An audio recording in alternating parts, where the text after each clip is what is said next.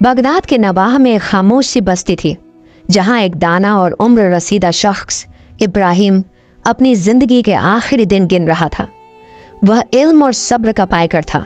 उसके 5 बेटे थे जिनमें सबसे बड़ा जैद था।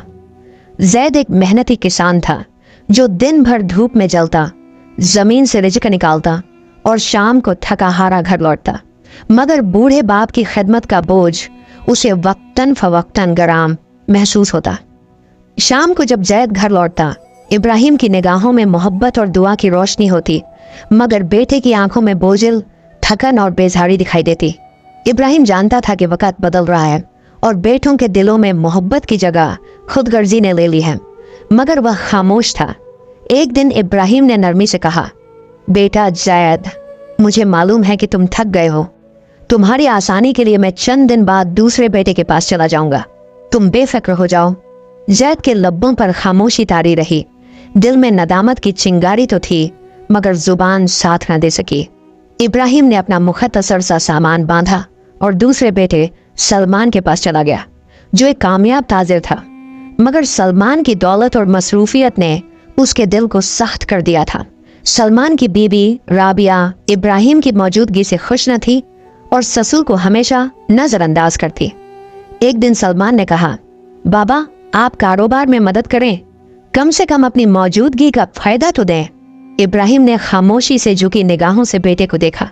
उसके कमजोर हाथ और थकी आंखें गोया कह रही थीं कि जिंदगी की सख्तियां बर्दाश्त हो चुकी हैं, मगर उसने शिकायत न की। चंद दिनों बाद राबिया ने इसरार किया, यह बोझ हमें मजीद बर्दाश्त नहीं, ये अपने किसी और बेटे के पास चले जाए। सलमान ने सर्द लहजे में कहा, बाबा, अगर यहाँ तंगी महसूस हो रही है तो किसी और के पास चले जाएं, मैं दवाइयों का खर्च दे दूंगा। यह अल्फाज बाप के दिल में झम बनकर पेवस्त हो गए, मगर लबों पर शिकवा न आया। वह खामोशी से अपने तीसरे बेटे हारिस के पास चला गया। हारिस एक मेहनती किसान था, मगर वालिद की बीमारी और तन्हाई को समझने से कासिर रहा।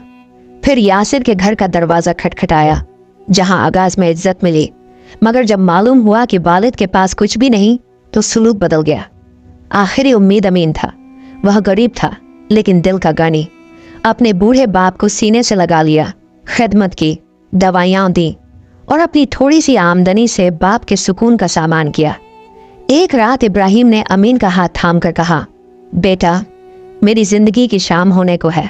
बगदाद की एक गली में जकरिया नामी शख्स के पास जाना, उससे कहना कि इब्राहिम वफात पा चुका है और जो अमानत रखी थी वह लौटा दे। वह अमानत तुम्हारी है, उसे अपने बच्चों के बेहतर मुस्तकबिल के लिए संभाल कर रखना। चंद दिन बाद इब्राहिम इस दुनिया से रुखसत हुआ।